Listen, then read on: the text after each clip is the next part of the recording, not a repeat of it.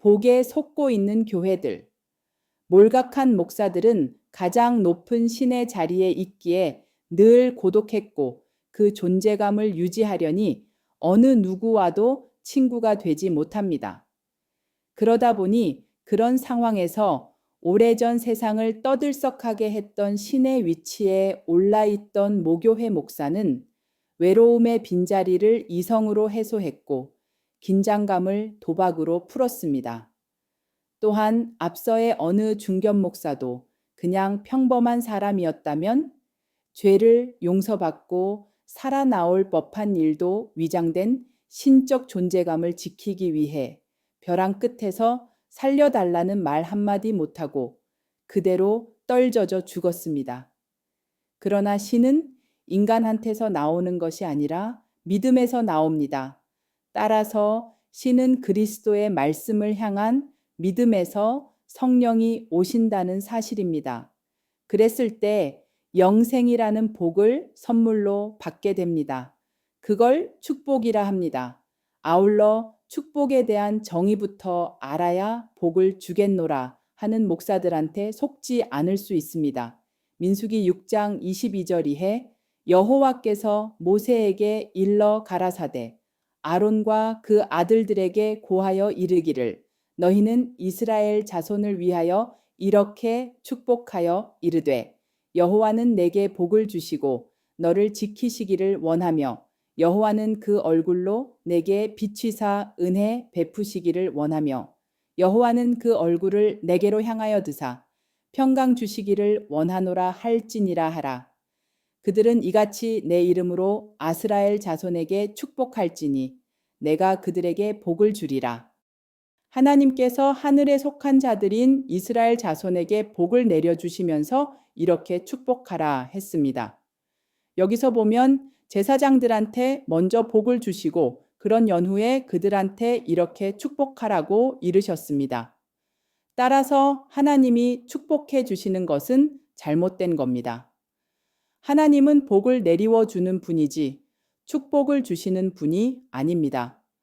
다만 그리스도의 대언자가 축복을 빌어주는 겁니다. 그리고 여호와는 복을 주시고 지키시기를 원하십니다. 그러기에 거듭나고 그리스도 안으로 가면 항상 주님의 말씀에 빛을 비춰주시고 그런 연후 은혜의 말씀이 떨어집니다. 말씀이 깨달아지면 그게 평강입니다. 따라서 축복의 이름으로 오신 분이 예수님입니다. 이들한테 하나님의 신이 곧 믿음이 복을 주시는 겁니다. 누가복음 1장 41절 이하에 엘리사벳이 마리아한테 인사한 내용을 보면 이해가 쉽습니다. 엘리사벳이 마리아의 무난함을 들으매 아기가 복중에서 뛰노는지라 엘리사벳이 성령의 충만함을 입어 큰 소리로 불러 가로되 여자 중에 네가 복이 있으며 내 태중의 아이도 복이 있도다. 초림 때 마리아의 언니 엘리사벳이 동생한테 복을 빌어준 내용입니다. 복중에 임신하고 하나님의 말씀을 들으면 그 아기는 복이 있습니다. 따라서 복 중에서 가장 큰 복이 영생이란 복입니다. 영생은 요한복음 17장 3절에서 영생은 곧 유일하신 참 하나님과 그의 보내신 자 예수 그리스도를 아는 것이니라 이렇게 밝혔습니다. 육체는 죽지만 영혼은 영원히 살아있는 것이 영생입니다. 이러한 영생이 이 땅에서 가장 가치 있는 최상의 복입니다. 그러므로 그리스도의 말씀을 따라가는 것이 신앙의 본질적인 핵심임을 깨달아야 합니다. 영생은 그리스도를 아는 이것으로 진리가 들어가면 하나님의 사람으로 온전케 됩니다. 이 땅에는 선이 하나도 없습니다. 하나님만이 선이고 선한 목자는 예수님이며 진리의 예수 그리스도는 곧 하나님의 말씀입니다. 그러기에 그리스도의 옷을 입다 보면 하나님의 능력, 지혜, 보화를 간직하게 되는 것이고 그게 바로 복 받은 자입니다. 복을 다시 강조하면 영생의 말씀입니다. 사람이 보기에는 성공하여 돈 많은 자산가들이 복을 받은 것 같으나 이들은 죽어버리면 그것으로 끝나기 때문에 그야말로 복측에도 끼지 못합니다. 복받은 자란 하나님과 함께 동행할 수 있는 자로 영생의 복을 맘껏 누릴 수 있는 자들입니다. 그 사람이 가로되 날이 새려 하니 나로 가게 하라. 야곱이 가로되 당신이 내게 축복하지 아니하면 가게 하지 아니하겠나이다. 창세기 32장 26절. 야곱이 하나님의 사자와 겨루고 이긴 후에 하나님의 사자한테 복을 빌어달라고 합니다. 야곱은 사업가고 속이는 자입니다. 내 이름을 다시는 야곱이라 부르지 말고 이스라엘이라 부를 것이니 이는 하나님의 영들과 다투어 이긴 자기 때문에 결국 신과 겨루어 이겼습니다. 이 땅에는 마귀의 영과 하나님의 영인 말씀이 있기에 우리가 싸우는 것은 믿음과의 싸움입니다. 신과의 싸움에서 이긴 자는 하나님이 형통케 함으로 그런 면에서 요셉도 늘 신과 함께 동행했습니다. 요셉이 다시 꿈을 꾸고 그 형들에게 고하여 가로되 내가 또 꿈을 꾼즉 해와 달과 11별이 내게 절하더라 하니라. 창세기 37장 9절. 요셉이 꿈을 꾼 내용입니다. 하나님께서는 요셉을 하나님의 뜻을 이룰 사람으로 선택하셨습니다. 요셉을 향한 하나님의 뜻은 단지 요셉 개인의 꿈의 성취를 훨씬 뛰어넘는 겁니다.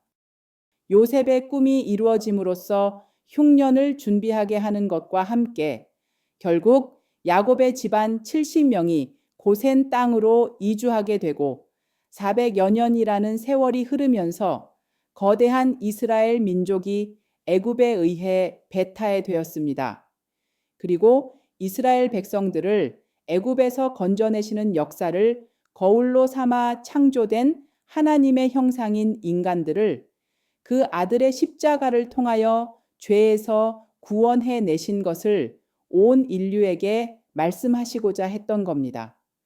하나님께서 이런 원대한 꿈을 이루기 위해서 요셉 한 사람을 택하셨습니다. 그 형통은 요셉이 원하는 바가 이루어지는 게 아니라 하나님이 원하시는 바가 이루어지는 겁니다. 결국 하나님의 뜻 가운데 요셉은 사실상 애굽의 모든 권력을 한 손에 쥐게 되는 위치에 오르게 되어 이스라엘 민족을 탄생시키는 하나님의 귀한 도구가 되었습니다. 이스라엘이란 뜻은 해와 달과 별입니다. 해는 목자요, 달은 교회고 별은 성도인데 주로 지도자인 성도를 나타냅니다. 12별은 12지파로 이스라엘은 하늘에 속한 영계들로 하나님 아들들의 색깔입니다. 중동의 유태인들은 여자가 이스라엘 사람이면 바로 유태인이고 남자가 유태인이면 2, 3년을 같이 키워야 유태인으로 호적에 올릴 수 있습니다. 이와 같이 하나님이 함께하면 자동으로 선민이 됩니다. 출애굽에서의 모세는 이스라엘 사람이나 애굽에서 태어났습니다. 애굽은 세상입니다. 모세는 레위인 제사장 족속으로 모세의 생모 히브리 여자가 모세를 양육하여 키웠습니다. 따라서 생모가 육적 이스라엘을 구원해준 당사자입니다. 복은 아무에게나 또는 아무 데서나 주는 것이 아닙니다. 그러므로 하나님의 백성들은 천국 시민이 되는 게 가장 큰 복입니다. 따라서 진정한 복은 내 정신이 영생이 되는 겁니다. 이와 같이 그리스도 안에 거한 자들이 복을 받은 사람들이지 이 땅의 물질이나 성공이 복이 아닙니다. 그러나 오늘날의 교회들은 복의 개념조차 파악하지 못하다 보니 후의 축적이나 성공이 하나님의 축복인 줄로 착각하고 있습니다. 그러나 이러한 교회들이야말로 앞으로 짐승들한테 물려가게끔 되어 있는데 그 이유가 하나님께서 바벨론 교회에 올무를 놓아 그들을 잡기 위한 계획을 세워놓았기 때문입니다.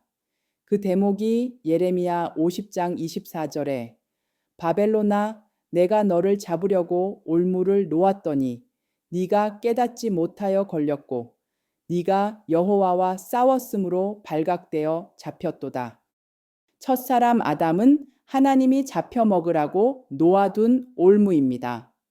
하나님께서는 이들이 범죄할 것을 미리 다 아시고 올무를 놓아 바벨론 교회들을 잡기 위해 덫을 놓았습니다.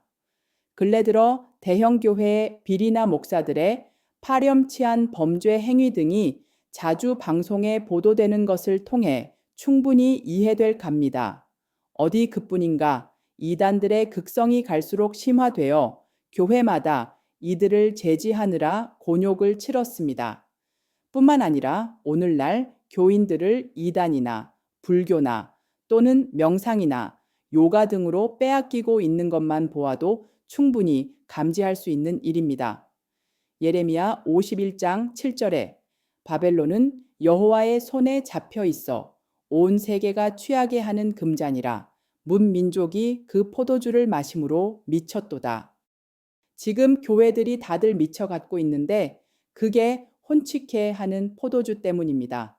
바벨론 자체가 섞인 것으로 하나님의 말씀과 육신의 생각들로 혼합된 교리들이 마구잡이식으로 온 세상을 뒤흔들고 있습니다. 특히 종교 지도자들한테 혼칙해 하는 술, 즉 비진리인 거짓 교리를 먹여서 더욱 미쳐가게 만들고 있습니다. 이 증거로 스가랴 12장 2절에 보라, 내가 예루살렘으로 그 사면 모든 민족에게 취하게 하는 잔이 되게 할 것이라. 예루살렘이 애워싸일 때에 유대계까지 이르리라. 이와 같이 모든 민족이란 바로 전체 교회를 뜻하는 것으로 거의 모든 교회들이 짜깁기식의 교리에 취해 어느 것이 올바른 진리인가를 올바로 깨닫지 못하고 혼측한 술잔에 취해 이리 비틀 저리 비틀 사방으로 비틀거리고 있습니다. 그러나 성경의 진수는 그 중에 하나님의 백성들을 택해 그들에게 복을 주기 위함입니다. 하나님이 그들에게 복을 주시며 하나님이 그들에게 이르시되 생육하고 번성하여 땅에 충만하라. 땅을 정복하라. 바다의 물고기와 하늘의 새와 땅에 움직이는 모든 생물을 다스리라 하시니라. 창세기 1장 28절. 하나님께서는 인간들에게 복을 주시기 위해 그 전에 우리 형상을 만드셨고 그런 연후에 일곱째 날에 복을 주셨습니다. 따라서 복은 하나님만이 내려주시는 겁니다. 그리고 축복이라는 단어는 제사장들만 할 수 있는 용어입니다. 이삭이 축복권이 있고 야곱이 축복권이 있었습니다. 축복은 하나님께서 미리 정하신 자한테 주게 되어 있습니다.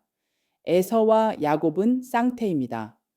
원래는 에서가 장자라 그에게 축복을 내려야 하나 야곱은 이미 태중에서 하나님께서 미리 정해 놓은 것을 알기에 축복이 야곱한테 간 겁니다. 또한 야곱도 바로한테 복을 빌고 나서 요셉한테 축복했습니다. 그러나 요셉한테 복을 빌기에 앞서 손자한테 먼저 축복했습니다. 손자인데 왜 아들이라 했냐 하면 12지파 중에 단 지파 하나가 빠집니다. 초림 때는 가롯 유다가 뱀입니다. 계시록 7장에 가면 단 지파가 없어지고 12아들 중에 메우나세가 들어갑니다. 이와 같이 축복을 받은 자가 하늘 백성이 됩니다.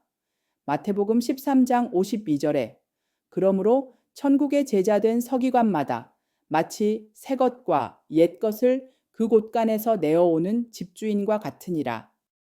이와 같이 그리스도와 하나가 되면 그 자체가 복으로 새 것과 옛 것을 곳간에서 주인처럼 갖다 먹을 수 있습니다. 즉 자기가 주인입니다. 여기서의 옛 것은 구약의 율법이고 새 것은 신약의 그리스도의 말씀입니다. 율법은 하나의 법전입니다. 법을 지켜 의롭다 할 육체가 없으므로 하나님께 인정받고 올라갈 수 없습니다. 그러나 믿음이 들어오면 의롭게 됩니다. 하나님은 복을 내려주시는 분이기에 믿음만을 의로 여기십니다. 그렇다면 믿음은 하나님의 보내신 자를 믿는 것이 하나님의 일이니라 하시니 요한복음 6장 29절에 분명하게 밝히셨습니다. 이와 같이 하나님의 보내신 자를 믿는 것이 하나님의 일입니다. 하나님의 말씀이 육신이 되어 오신 분이 예수님입니다.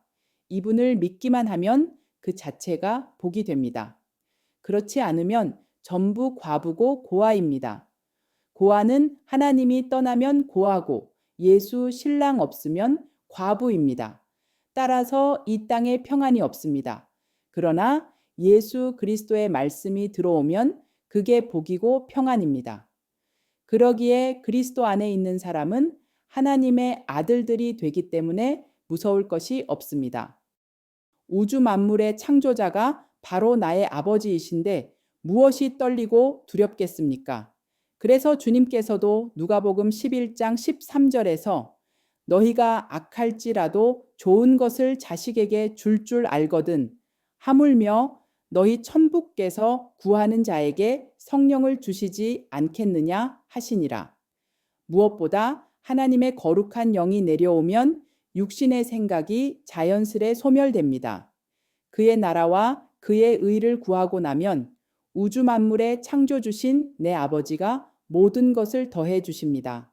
믿기만 하면 그게 복입니다.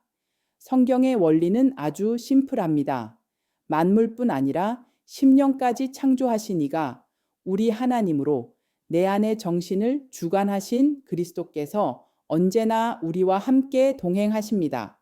그러므로 말씀, 즉 성령을 받으면 보이는 육과 보이지 않는 정신인 영이 우리를 인도함으로 영생이라는 복이 우리 것이 됩니다.